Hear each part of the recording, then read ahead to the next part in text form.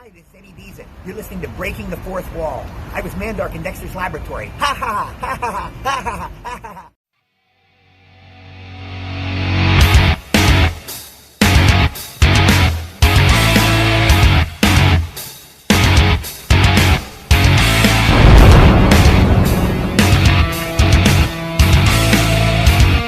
You are listening to Breaking the Fourth Wall on Realm of the Mist Entertainment.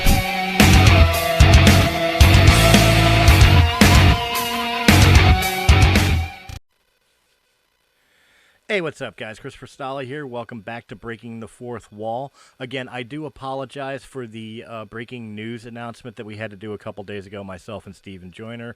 That unfathomable news. I do apologize to the listeners and the fans of the Joe Crawford experience. As I told you before, though, unfortunately, what he's accused of and what he's doing goes against the standards and practices of Realm of the Mist Entertainment, and we until he's cleared, we can't have him associated with this company. That being said, we are going to go into another topic of conversation here with my guest. My guest is essentially a rancher, for lack of a better term, an EMT in the state of Oregon, if I remember correctly.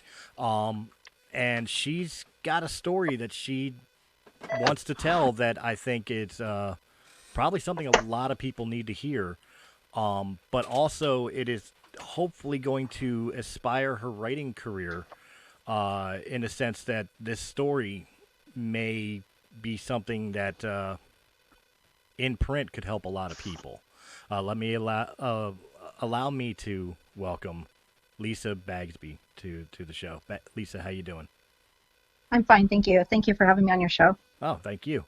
So yeah, I was correct. You're in Oregon, and as you were describing to me before we started recording, you are an EMT and a working EMT, and that you and your husband, not to jump ahead of the story, basically own a ranch out there, or I don't want to use the term farm, but for lack of a better term, like animals, like you said, a nice house by the mountains, lots of land and such. Is that correct? Yes. All right.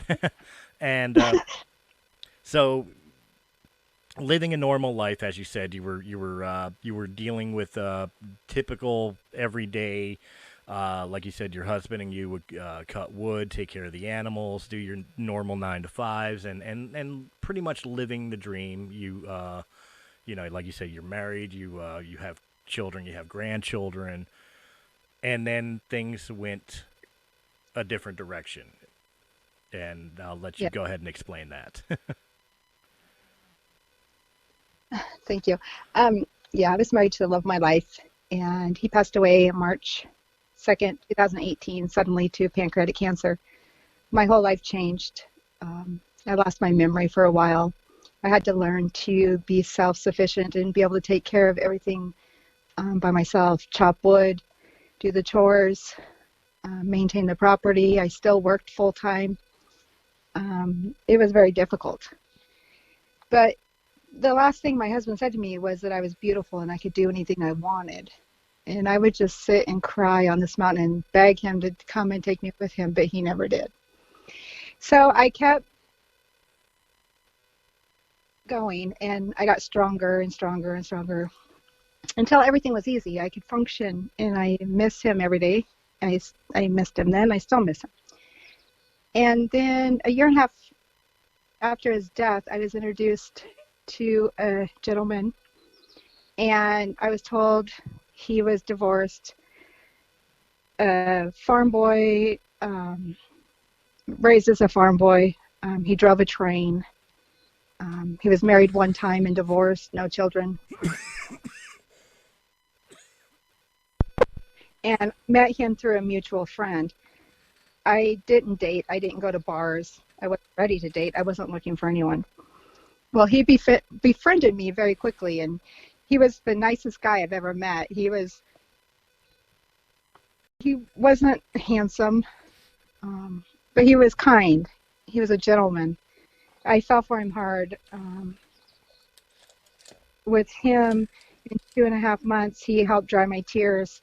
I was able to smile, enjoy life. I saw him about 2 days a week, and we always had an adventure. We always had something great to do. So, uh, before we get into the really bad, like if I'm understanding correctly, like you weren't necessarily looking for love, just this guy came along at the right time, and although you weren't looking for love, it seemed like the right fit at the time. Well, it took him a while. It took him about 2 months of being my friend before I even considered dating him or anyone. I wasn't looking. I wasn't ready. I told him I wasn't ready. But when he would hug me, he was so big that he made me feel safe. And I hadn't felt that way in a long time. And he made me feel like I could depend on him and trust him. He knew that I was only looking for one guy. I wasn't looking for 10. I wasn't looking to date. I was just waiting for that one perfect guy. And I thought it was him. Okay, so obviously this seems like a perfect scenario. He was patient. He was your friend first. Allowed you to get to know him. Allowed himself to get to know you, and basically love blossomed from there. But if that was the end of the story, obviously this show would be extremely short. Unfortunately, things didn't stay Yes. that way. No, I thought this guy was perfect. I had no reason to distrust him or question him.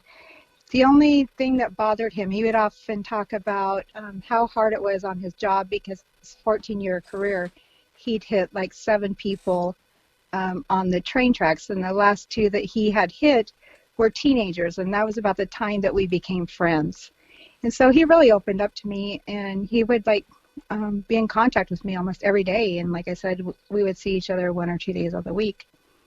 And I think with me talking about missing my husband and him talking about the trauma of running over the people on the train and having no ability to stop the train, it must have been a horrible thing. We connected on that level. We were both kind of hurt, and we connected, and we became great friends, and then we became great lovers. Well, on September 1st, he went missing. And I had a gut feeling 1 or 2 weeks before he went missing that something was wrong. He wasn't acting the same. He was always jittery, and whenever I wasn't in the room, he would be on his phone. And then when I left the room, when I wasn't in the room, he would be on his phone. I walk into the room and he'd hide his phone, and I would ask him, "Is everything okay?" He's like, "Yes, it's fine." I'm like, "Are you even really divorced? Is there anything you need to tell me? There's nothing we can't work through."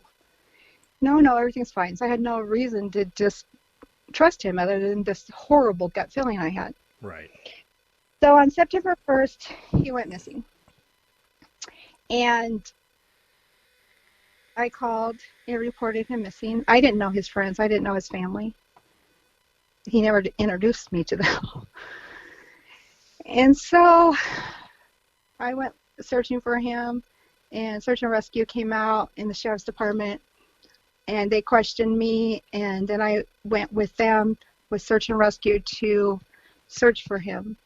The first day in that evening, they called off the search because they went through his phone and they showed me his emails and everything, that he was involved with a lot of illegal stuff, a lot of dirty, nasty things that I don't even understand today. I don't even try to. Can I, at the risk, I don't know how the case is or how the situation is now.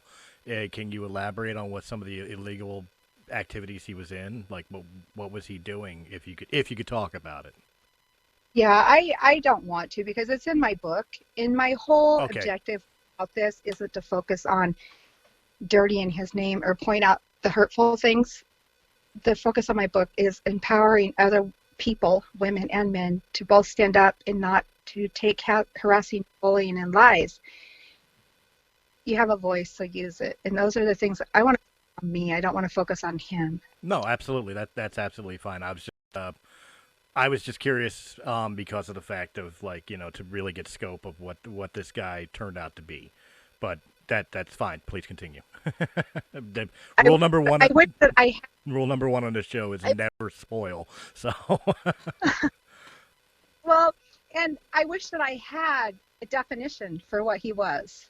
That person that I didn't know, I wish I had a definition for that. But I would sit and I would ask why, and I would search for those answers, and I never got those answers. And then one day I realized it doesn't matter why.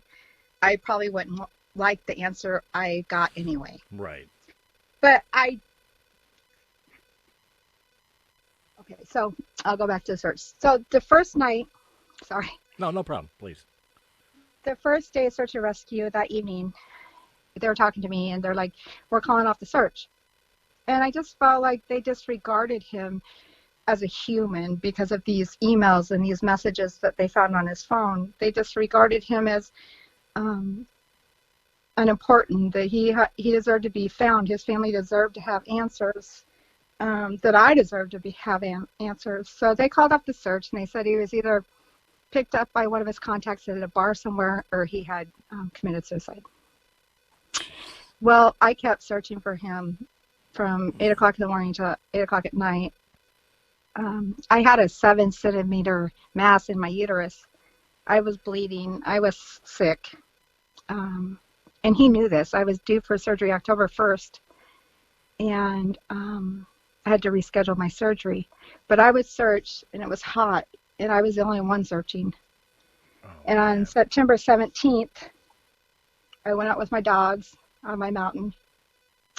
And my dogs located a smell. And so I crawled through the brush, and I don't know if you've ever crawled through blackberries, but it's like crawling through razor blades, basically. Not blackberries, but I've had similar experiences. Yeah. And so I went through the brush that wasn't, I don't know, 100 yards from my trail that I walked down all the time, that I took search and rescue down. I thought they searched my whole entire property. I didn't realize they only searched a quarter of it. Oh, wow. And I searched the mountain above my property because I thought my property had already been searched. So I came across a smell, and I'll never forget that smell. And I'm an EMT, so I've pretty much seen and dealt with anything, and I have a pretty good tolerance to that kind of thing. And so I walked the brush, and I pulled the brush back, and I looked, and what I saw was horrific. I fell to the ground and I started throwing up and I started crying, and I called the detective and I couldn't breathe. And I crawled my way out, and I don't even remember how I got back. I crawled up the mountain. It was horrible. And so the sheriff's department came, and I showed them where I had to walk back in there and show them where the body was. I found the body. And false reports were that he was buried on my property and that I had murdered him, and he tried to crawl himself out of the hole. Horrible things were reported on me, newspapers and local news channels and Seattle news channels. Well, that's what I was about to clarify when you said that reports of him being buried. For clarification, it wasn't the police department that filed those reports. It was media sources. Exactly. It started out with one reporter here, a local news reporter here, and he was contacted, and he did redact that story and clarified he wasn't buried, but he also didn't clarify that he lied and it was a false report. He stated that he redacted the article to prevent harm from loved ones. He didn't state he lied. He didn't interview me. I don't even know why he said that, but that's where it all came from. And the Seattle guys egged on the harassment and the bullying, and said that I bullied him because he had a different sexual appetite than me. And I never defended myself. Had I known anything about his sexual life, I wouldn't have dated him. I didn't know. I didn't know I should check his phone. I didn't know what he was into. So I didn't bully him. I just did not know. I do have to ask because I don't want to spoil it. It's obviously in your book, and we're going to be talking about your book here in a minute. But just on the little pieces you're giving here about his sexual appetites and everything, was this something that basically, when you learned about this stuff, was this something that kind of directly put you in danger?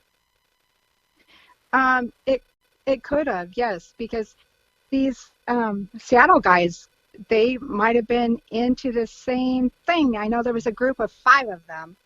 Um, I'm saying again. I'm sorry. I try to hold back the tears, so I do that a lot. Oh, no There was a problem. group of 5 of them that were really his closest ring of friends on his phone, which I told you. I saw his phone. The police and I went through the sheriff's department, and I went through his phone. Right. And they really started harassing me. So I don't know if they were involved into these illegal things or what their point of harassing me was, but I would get threats. There's 50 of us and one of you, and that was true. And they would say stuff like, slap the bitch and bury her with her boyfriend. It was bad. It was ugly. They would call me names. They'd call me a whore and a cunt and um, all kinds of things, just dirty, nasty things for no reason. They've never met me. I did nothing wrong. Sounds to me like their own interests. I don't know. It's purely speculation, but just going off of what I'm hearing, it sounds to me like because you now knew of their world, whatever that world is, they were now trying to bully you into silence to protect their own interests. For That's exactly what happened. And I was silent and I remained silent.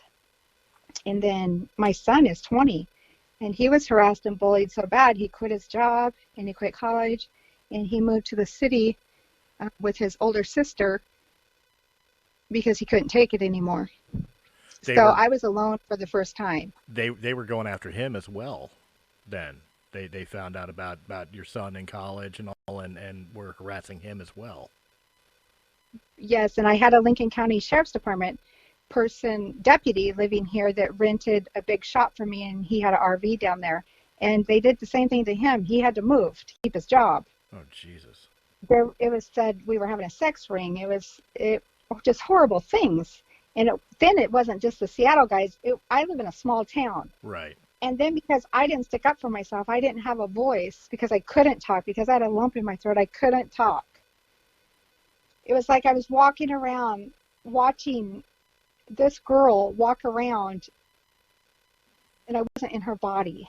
I would walk and I couldn't feel the ground and I could touch things and I couldn't feel the objects. And I could see people move their mouths, but I couldn't hear them talk. And so the local people started getting all this stuff, and the Seattle guys would come and spread their lies and their rumors and their hate. And so people in my own town started doing the same thing. They started calling me Carol Baskins. They said that I murdered my husband and him. They were even throwing your husband's And name in on this. yes, and they said I was a whore and a scarlet and a murderer. And It I'm speechless. I really don't know what to say on that. It's got to be a horrible experience. As a person, not to compare pain in any way, shape, or form, but it has a person who has experienced his own trials with trauma and how to deal with them. Like, people have different ways they deal with it, and it just sounds like you had so much hit you all at once that you kind of shut down, and when you did, people took that as for lack of a better term, admission of guilt, and used that as a reason to be terrible people. And I absolutely am disgusted by that aspect because of the fact that, like, you don't know what somebody's been through. That exactly, and no one bothered to ask. No one bothered to come and talk to me. No one. I would have let them in. I would have talked to them. No reporters came. No one came.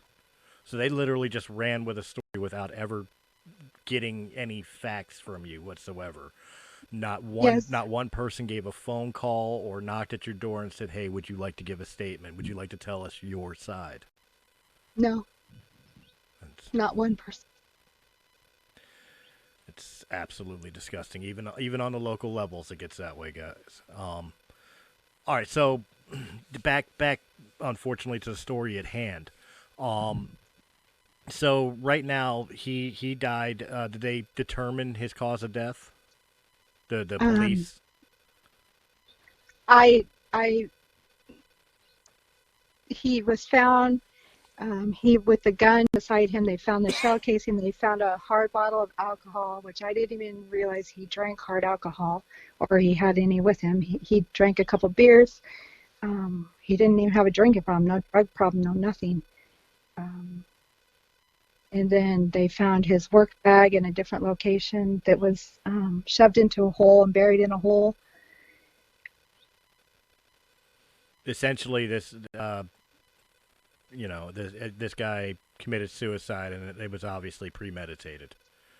It was always a death investigation. It was never a homicide investigation. Right. I was just wondering if and that was made public. I assume eventually that this was death by suicide, and at least at some point the media and the local community should have caught wind of the fact that the final verdict of the investigation is that it was a suicide, not murder or any suspicion of foul play, which in turn should have exonerated you, at least in most of their eyes, correct? It didn't matter what anyone. It didn't matter what the sheriff's office, their news releases. It didn't matter. It would be like, well, how did he? If he was buried, how did he dig his way out? What she him? Didn't matter what anyone. The facts were. They're like, where was the gun? Where'd the gun come from? Well, obviously it didn't have my fingerprints on it. Obviously I didn't know he had a gun. I never shot the gun. I never seen the gun. But they would take every report because these Seattle guys kept pushing and harassing and bullying and spreading their lies and their dirt. It didn't matter what anyone said. They said, if this is ruled out as suicide, we're bringing in other agencies and we're opening this up. They paid for a private investigator. They had 2 or 3 or 4 GoFundMe pages where they would make money. They would sell T-shirts, but the money never went anywhere. Where did they made $11,000. No one came here. The private investigator showed up at my gate. I told him he can't come onto my property. The detective told him he can't come onto my property. He reported that he drove a motorcycle all over my property searching. And people donated money for this cause. And it's all false. It's all lies. Jesus. So it didn't matter what anyone reported. Well, They go ahead. Sorry. No, I just don't even know. It doesn't matter what was reported. They would just turn it around. People everywhere, local people, Seattle guys. I don't know. They would just turn it around. They had that ability. They had that power. It's absolutely. I'm literally like gobstopped. I'm flabbergasted on just the reaction of the community. Like, okay, I don't, not trying to get political here, but we all know how media works. We all know how they pick a narrative instead of the facts. So I'm not shocked in that aspect, but that the community, even on the local level, couldn't make their own decisions by following the facts. That's why I asked, was it public knowledge that it was a suicide, to where some people would be like, oh, we were wrong. And it's, I'm flabbergasted the community refused to believe even the facts and just go with this instead. Exactly. And I asked that question too to the sheriff's department, and they're like, it's that's investigation. That means that it's a suicide. It's not a homicide. I'm like, how would anyone know that? I mean, unless you research it and Google it, most people don't know the difference between a death investigation and a homicide. I didn't know until I looked it up. It was never a homicide. Right. But people, they believe what they want to believe, and it's a small town. They're all related. This is full of hate and bullying and harassing. This town is horrible for that. It's known for that. Even with the COVID virus, I mean, they bullied homeowners, vacation homeowners where they couldn't even come down. They've closed off roads where they couldn't even come down and get to their vacation homes to make sure their homes are okay and they don't have water leaks or someone stranger is living in there. They blocked off their roads and they bullied everyone so they cannot come down here. It's well, I definitely have to go in this direction now. Obviously the investigation's closed, and now you're dealing with the, for lack of a better term here, the fallout. Is it something you're still dealing with? Like, are you still doing the EMT work and everything, and still dealing with the I don't want to use the term catcalling, that's not correct, but I mean the heck, that's the term I was looking for. The heckling and the abusive language and you know, still the mistrust from your neighbors and people in your community. Is it something that's still going now today? It is. I actually stopped working a couple weeks ago. I had to go to an outside agency to get employment. Everyone around here said they wouldn't want a murderer taking care of their family members and their loved ones. And so I took a break a couple weeks ago. I'm going to take a break for a little while now to focus on this. But if I go to town, there's always comments on the community discussion page about me. They never say anything to my face, but it's always on Lincoln City homepage, on the discussion page. It's always, about Carol Baskins, about me, about the murderer that lives in Otis. And I have lived here for over 10 years. These neighbors, I have two neighbors. They have been my neighbors, the same neighbors for over 10 years. They know that I'm a person, but not one of them stood up for me. No one came to check on me. All they did was take pictures of my house and talk to the Seattle guys and encourage it to keep going, the bullying to keep going. And these are people I've helped. I mean, they don't look at the positive things I've done. I've donated to suicide awareness. I've donated to bullying. I've donated to the American Lung Foundation. I've donated meat and food to people that needed it. I gave a year's free rent to my renters because of this COVID, because they're out of work. I've cut and split and loaded firewood in my truck and taken it to people that need firewood, and they're begging for firewood because they're elderly or they're disabled and they can't afford to buy firewood because it's like $200 a cord. Right. And these are the things that I do. And I don't put it out there and brag about it. These are just the things that I do to help people.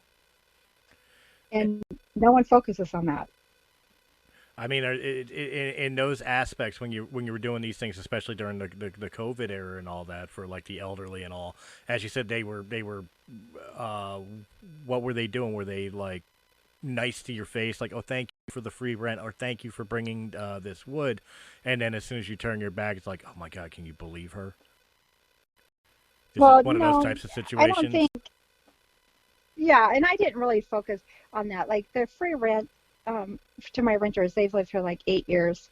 They don't really get involved in their drama. They have a daughter who's completely deaf. She goes to school in Salem. She's a disabled child. Right. And so I've never heard anything bad about them. Had it wouldn't matter. I still would have gave them free rent.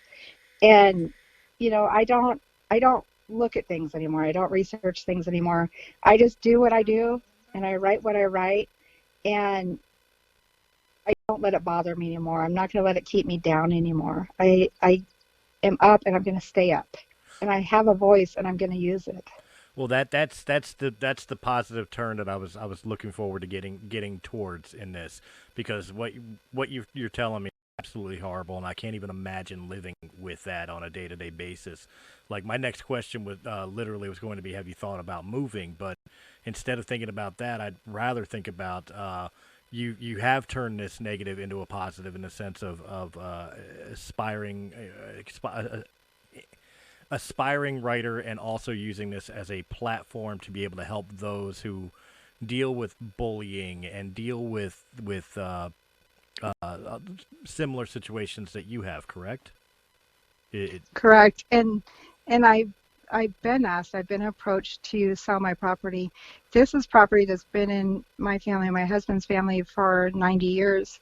This is property that was in his name, and when he passed away, he put it in my name, and he wanted it to go to our son to Right. come here. We replanted it. It has trees growing on it. I couldn't have met. This is my home, Right. and I've been asked, "Are you going to at least change your name?"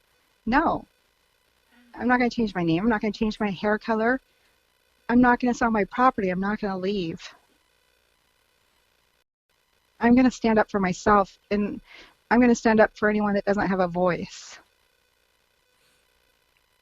Absolutely. And so, on the book, obviously this is your story. You're writing what you've been through, correct?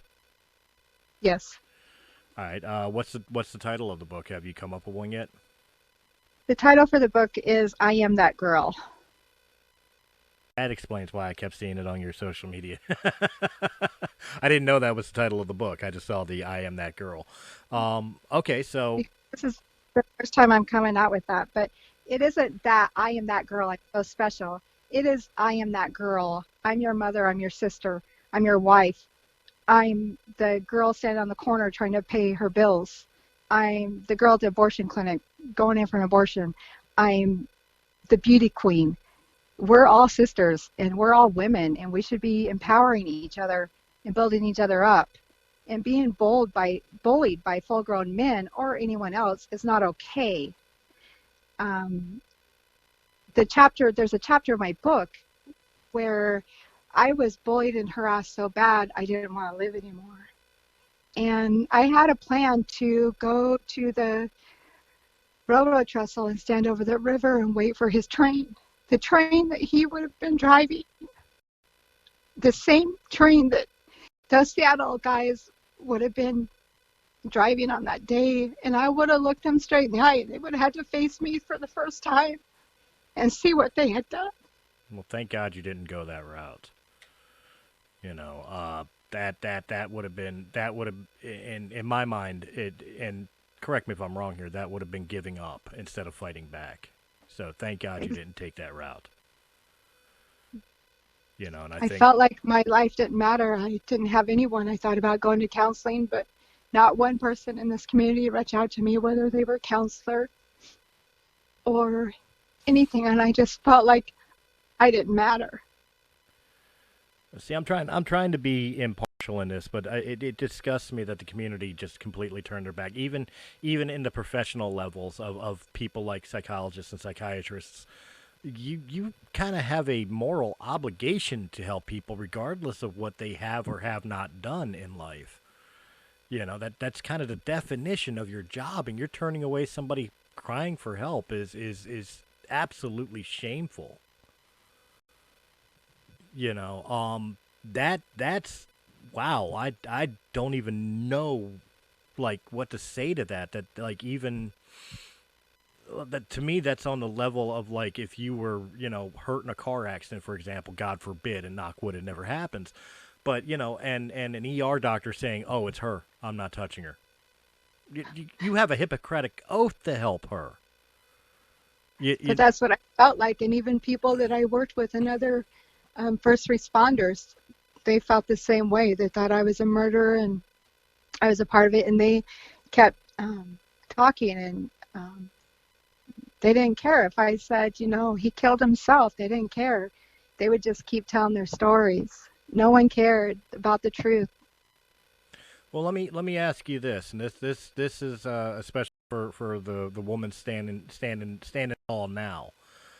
If they turned around and finally got the message, got the point, got the ideas in their head finally that what they've been fighting you and blasting you and bullying you for is not true, and finally came to apologize to you, could you even bring yourself to accept it? Like at this point, would it be something that you could even say, what, bygones be bygones with? I could. I'm that kind of person. And, I have had many days where I wanted to wake up hating this guy. I looked for ways to hate him, but I couldn't. I love this guy, and I believe that he loved me, and whatever he was into, he couldn't get out of. I'm not sure what was going on. I don't know, but I honestly do believe that he loved me. And the area where I found his body, I planted flowers, and I have this angel that we both made out of horseshoes, welding horseshoes. And because I have horses, I love horses, welding horseshoes and railroad spikes that he brought from the tracks where he worked. And we made this angel out of them. And I have it hanging on the tree. And I go there and I sit in a chair. And I don't feel angry there. I feel safe. And I write. I sit there and I write. And I hope that he found peace and closure. And I believe he has. So I'm okay. Now, is the book finished, or are you still writing it? Well, I had it just about finished. And I realized that I was focusing so much on him. And that isn't what my story is about. He was just a small part of it. 2.5 months. He was just a small part of it. Right. I'm sure he didn't want this to happen to me. I'm sure he didn't expect this to happen to me. Right. What he did had nothing to do with me. I would have prevented it. Had I known he was going to do this, I would have stopped him. Right. Had I known he had a gun in the bag, I would have chased him down and tackled him, and I would have called for help. I did not know anything. There's nothing I could have done differently. Right. And I think any reasonable adult would say that. So you finished the story when you wrote it. When you wrote it, you were marginally concentrating on that, or not marginally, mainly, and that's the correct term I was looking for.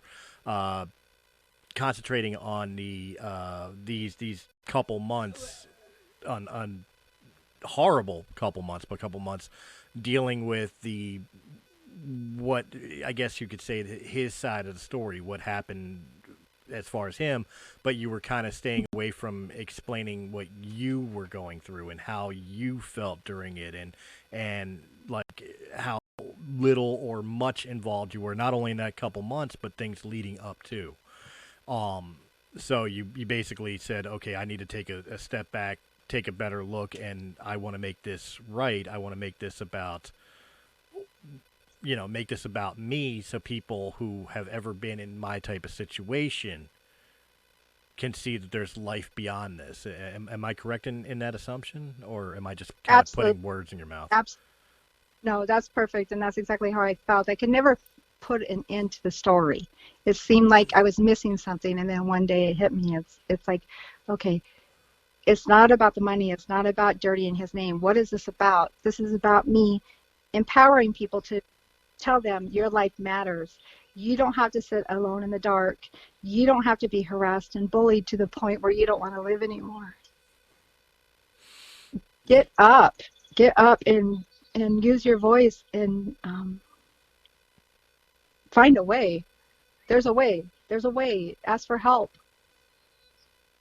When this comes out, I do got to ask this. When this comes out, are people going to be mad? Like, in the sense of, like, have you used real names, or did you kind of protect identities in the book? Because people are going to want to know, like, assume names. Yeah, I have never written this book to hurt anyone. I never wanted to share his dirty secrets to anyone to hurt them. But no one cared that I was being hurt. No one cared that this was ruining my life and that I wanted to die. No, so I'm sharing this to hopefully help someone else. I'm not sharing this to hurt anyone. No, so I am protecting people's names. That's what I was asking, because like I wasn't necessarily even meaning the gentleman in question. I was meaning some of the people that have bullied you, or some of the reporters, stuff like that. Somebody who might take umbrage to the fact that you mention them in the book and then make life horrible for you, more so than it's already been. Yeah. I thought about that after I said it. It was like, well, more so than it's already been. Exactly. So I'm ready for it. I'm ready to kick life's ass. If anyone wants to Google my name, they can Google my name and they're going to find these reports. these false reports and these harassments. There's things written like he was buried and tried to claw his way out. I mean, they're still on the internet, and I don't know how to get them taken off. Unfortunately, once something's on the internet, it never goes away. Even if people take them off of their particular servers, once it's gone, it's gone. Um, that's an unfortunate truth of the cyber age. But okay, so from this point, like you're finishing the book, you're obviously going to publish it out. Do you have a publisher? Um, I think I have one in mind. Yeah, I work really well with him. Okay. And once this book is released, what then? Are you looking to make a career as a writer? And if so, what field are you looking to get into? Just continue down the trail of inspirational writing, or do you want to try your hand at like fiction, or essentially, is this something that you see yourself doing beyond this book? It is because writing was like bleeding on paper. The more I wrote, the better I felt just getting it out because like I said, I couldn't talk because I had a lump in my throat. But since I started writing, my imagination, I mean, I have like what, 3 or 4 books, some based right here on my road in Indian Curse. And I have 3 or 4 things in mind that once I get this out and I'm finished, then yeah, I would like to continue writing because I go up on the mountain, I sit there with my paper and pen, and I write, and it's peaceful. Well, I will say this much. What else? I will say this before I say this much. Um, what else besides the writing? Obviously, the writing became kind of a therapeutic thing for you to be able to tell your story in a way that nobody could stop you from telling it. Obviously, had to be extremely therapeutic. But what else do you do to occupy your time, and especially to help you forget? Well, I'm sure you don't forget, but I mean, to give you some moments of peace or clarity, you know, what are some of the things that you've done to help take your mind off of pretty much a horrible everyday living in a community that like that?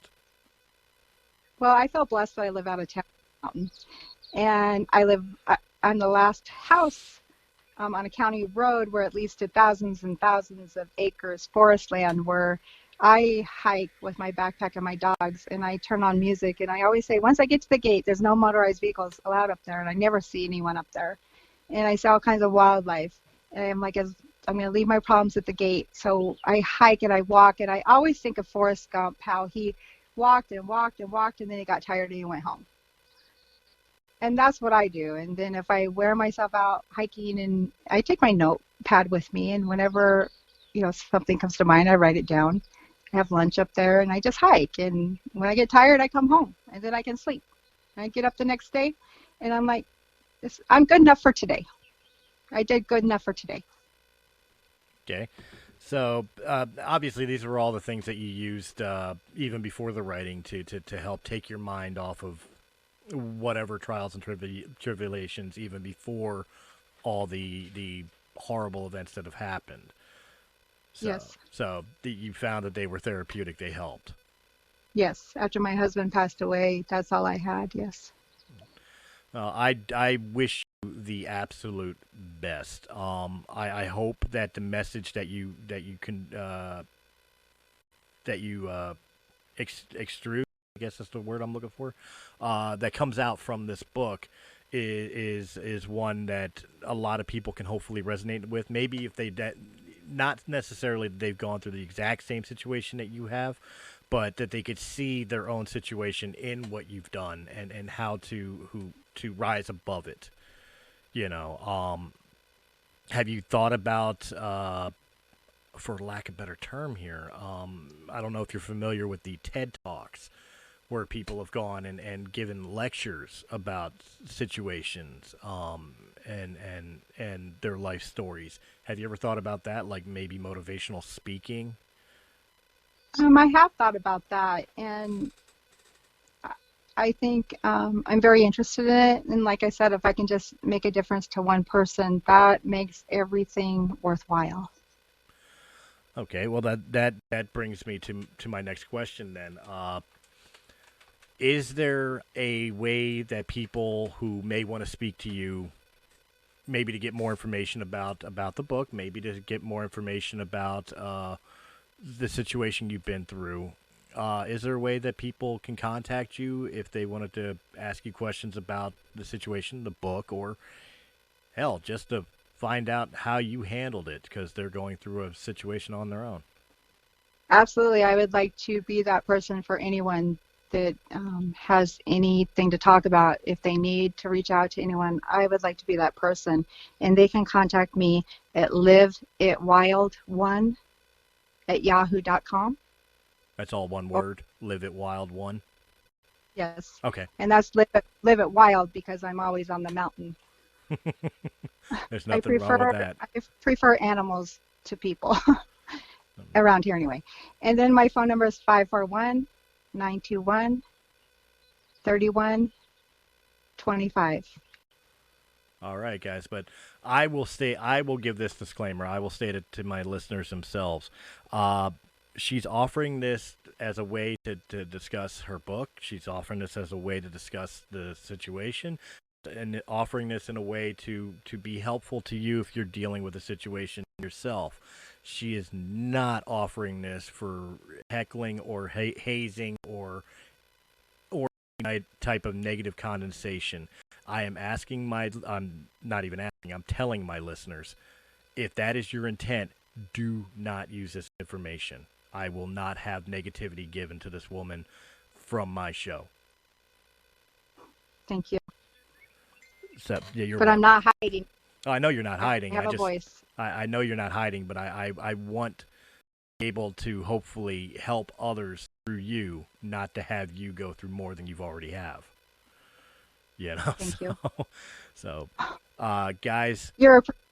I'm sorry, go ahead. I think you're very appreciated. I appreciate you coming on and sharing. I know it's not an easy subject matter to even discuss. And it was even worse that I had no idea what the story was going to be. I was, as I told you, like I was told, yeah, she's got an interesting story and she's a writer. I said, okay, I'll talk to her. But I had no idea what the story was going to be. And my heart really goes to you and your family. It really does. You know, guys, that's going to do it for this episode of Breaking the Fourth Wall. I hope you enjoyed this. But if you did in any capacity, hit that thumbs up button, share, comment, subscribe, check out all the other great podcasts, and go over to our sister channel, Sounds Dicey Gaming, for all the tabletop and D&D content. And if you prefer your podcast in audio-only format, of course, you can find us on Anchor.fm, Apple, iTunes, Spotify, Pandora, or wherever quality podcasts can be heard. And again, Lisa's information, her email, and her phone number will be linked in the description down below, so you guys can have an easy direct link to her email, or if you're listening on phone, you can click the link to the phone number and be able to just hit call. So, guys, thank you very much. And again, Lisa, thank you so much for coming on and sharing with this. I know it couldn't have been an easy experience. Thank you for having me. Absolutely. And, guys, I will catch you on the next Breaking the Fourth Wall. Hey guys, it's Chris from Realm of the Mist Entertainment. If you enjoyed this video, please hit that thumbs up button. Like, share, comment, subscribe. Check out all the other great podcasts that can be found on Realm of the Mist Entertainment's YouTube channel or our sister channel, Sounds Dicey Gaming, for all your tabletop needs. And if you prefer your podcast in audio-only format, check out Realm of the Mist Entertainment on Anchor.fm, Apple, iTunes, Spotify, Pandora, or wherever quality podcasts can be heard. To our Patreon supporters, we thank you very, very much. And if you're interested in being a Patreon supporter, please go over to patreon.com/Realm of the Mist, and just $1 a month gives you exclusive content and helps our channel out greatly. Guys, again, thank you very much for joining us, and we will see you on the next episode.